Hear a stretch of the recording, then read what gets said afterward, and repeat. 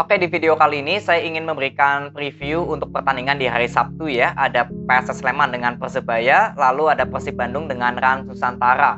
Kita mulai dulu dari PSS Sleman dengan Persebaya Surabaya. Ini dua tim yang sama-sama sedang mendapatkan hasil yang cukup bagus ya, sedang top perform. Sama-sama dari permainan atau hasil yang inkonsisten, tapi justru di 3 pertandingan terakhir kedua tim sama-sama memperoleh hasil win streak ya, atau kemenangan beruntun. Jadi tinggal besok kita lihat siapakah yang akan melanjutkan tongkat estafet untuk memperoleh win streak keempat. Ya, untuk PSS Sleman sekarang berada di peringkat kelima, sempat berada di segmen papan bawah, sekarang sudah berada di segmen papan atas. Sedangkan untuk Persebaya Surabaya memang sekarang masih berada di peringkat ke-8 ya, tapi masih hanya selisih 1 poin saja dengan PSS Sleman. Jadi kedua tim masing-masing masih sama-sama terbuka untuk jalannya bisa menempel terus ke segmen papan atas ya. Ada Madura United dengan Barito Putra. Jadi untuk PSS Sleman dengan Persebaya Surabaya, ini kedua tim yang sama-sama dari masalah penyerangan itu mengandalkan bola possession. Lalu dari formasi kedua tim juga biasanya 4-3-3. Artinya sektor lini tengah dan lini sayap ini sama-sama harus support ya, harus sama-sama kompak. Dari PSS Sleman dulu yang menjadi evaluasi saya ya, atau yang selama ini saya lihat perform PSS Sleman kenapa justru mendapatkan hasil-hasil yang maksimal, itu karena pemain sayapnya. Saya bilang Ricky Cawor dengan Ferre atau mungkin ada Vizcara nanti ya, itu lebih terlihat mendukung untuk ke sistemnya Mihail yang mengandalkan bola possession. Ricky Cawor berapa kali gerakan tanpa bolanya cukup bagus ya. Kemarin Ferre dengan Vizcara juga sama. Berapa kali sering melakukan gerakan tanpa bola untuk mengisi sektor tengah maupun sektor kanan. Kemarin lawan Persita berapa kali terlihat nih. Vizcara di kanan, Ferre di tengah. Atau Ricky Cawor di tengah, Ferre ke kiri. Jadi gerakan tanpa bola dari PSS Sleman ini sangat menyulitkan permainan dari musuh ketika PSS Sleman bisa membangun serangan dari Bustos. Jadi Bustos seperti banyak ruang kosong untuk melakukan shoot. Karena gerakan tanpa bola dari pemain sayap-sayapnya ini. Rocky Caraka juga menciptakan gol ya kemarin, menciptakan assist lewat counter attack ya kepada Ricky Cawor. Itulah yang saya bilang bahwa ini faktor utama yang membuat PSS Sleman justru bermain cukup bagus ketika melakukan penyerangan. Karena sebelumnya saya banyak sekali mengkritik penampilan dari Kesano yang lebih banyak membawa bola, lebih banyak mengandalkan skill individu tanpa lebih banyak melakukan gerakan tanpa bola. Jadi serangan-serangan PSS Sleman kalau dibangun dari Kesano itu seperti sudah mudah ditebak, gak ada kreativitas. Yeven juga masih penampilannya belum terlalu baik. Ya, sejauh ini kalau saya bilang lebih baik Rocky Caraka karena sudah memberikan assist maupun gol. Jadi tinggal lihat besok starting line up dari Mihail ini akan seperti apa. Ini yang menarik untuk saya. Ya, kalau untuk lini tengah, lini belakang kalau bisa bermain semua ya sudah bagus untuk PSS Sleman, sudah cukup kuat. Sedangkan untuk Persebaya Surabaya yang permainannya kalau boleh dibilang lebih sedikit menjaga tempo ya. Kalau PSS Sleman berapa kali lebih bermain sedikit cepat. Kalau Persebaya Surabaya lebih menahan tempo. Jadi Persebaya Surabaya ini yang membuat berapa kali bisa win streak juga ya. Faktor utama itu karena permainan Persebaya Surabaya berapa kali bisa mengambil alih permainan. Jadi bisa menguasai permainan. Inilah salah satu kekuatan dari Persebaya Surabaya di hasil yang cukup bagus. Nah, besok di pertandingan lawan Sleman tentu saja yang saya ingin lihat adalah kreativitas dari sektornya Bruno. Ya, kenapa saya selalu mengkritik Bruno? Ya karena saya melihat permainan Persebaya Surabaya ya tinggal di kreativitas sektor kiri. Bagaimana kerjasama dari nanti mungkin Reva Adi, Bruno, atau nanti ada Sevalente maupun Yamamoto sebagai gelandang serang. Ini saya ingin lihat kreativitasnya bagaimana. Lalu gerakan-gerakan tanpa bola untuk mengisi sektor depan ini akan seperti apa. Ya, saya nggak tahu besok lini depan dari Persebaya Surabaya akan diisi oleh Victor atau Wildan ya. Karena kemarin kan Victor nggak bisa bermain ya. Jadi besok di lini serang juga saya ingin lihat Wildan atau ada Ferdinand Sinaga. Ya tinggal masalah penyerangan aja untuk Persebaya Surabaya. Saya bilang kreativitas juga harus bisa dibuktikan untuk pertandingan besok. Karena pertahanan dari kedua tim sejauh ini kan cukup bagus ya. Memang PSS Sleman ini banyak kemasukan. Tapi kalau kesimpulan saya lini belakang PSS Sleman ini masih lemah di bola-bola mati, servis-servis bola mati. Ini juga bisa menjadi evaluasi besok lawan Persebaya. Ya, lalu untuk pertahanan Persebaya ini hanya kemasukan 1 di 3 pertandingan terakhir. Jadi artinya pertahanan Persebaya Surabaya juga sudah menunjukkan grafik yang naik. Ya, tinggal besok kita lihat di masalah penyerangan aja untuk kedua tim. Bagaimana kreativitas dari lini sayapnya.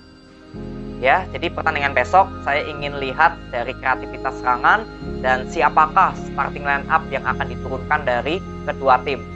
Ya, karena kalau boleh saya bilang PSS Sleman ini ya tinggal di Mihail seperti sudah akan menentukan siapakah starting line up yang terbaik nih. Karena di 3 pertandingan terakhir sudah win streak. Jadi besok tinggal kita lihat Mihail apakah akan menurunkan duet Vere dengan Rikit Sawor lagi atau enggak nih. Ya, sedangkan untuk Persebaya Surabaya ya Usto Nawawi tentu juga mungkin adanya Zevalente ya yang bisa bermain. Ini juga bisa menjadi pilihan untuk Usto Nawawi. Karena kan Yamamoto sejauh ini sebagai gelandang serang terbukti efektif ya. Jadi ya ini juga bisa kita lihat apakah Zevalente akan didorong sebagai pemain box to box, lalu Song sebagai gelandang bertahan, atau justru Yamamoto ditarik sebagai pemain kanan ya, sayap kanan, dan Zevalente dibalikan sebagai gelandang serang. Karena penampilan Andre juga cukup bagus di gelandang bertahan. Ya, jadi ini juga cukup menarik ya, siapakah pemain yang akan diturunkan besok oleh Usto Nawawi. Ya, jadi selamat bertanding untuk kedua tim dan selamat menonton untuk kedua supporter. Nanti kita ketemu di video review. Lalu next ya, ada Persib Bandung dengan Ran Nusantara. Kemarin Persib Bandung berhasil ya memperoleh kemenangan lawan PSS Semarang. Tapi kalau dibilang secara 90 menit, sebetulnya permainan Persib Bandung ini belum maksimal. Memang tidak adanya Ciro dengan DDS, terlihat ya kalau permainan Persib Bandung ini seperti nggak ada tandem yang kuat di depan. Ezra Walian masih kurang maksimal menjalankan tugasnya sebagai pemain target man.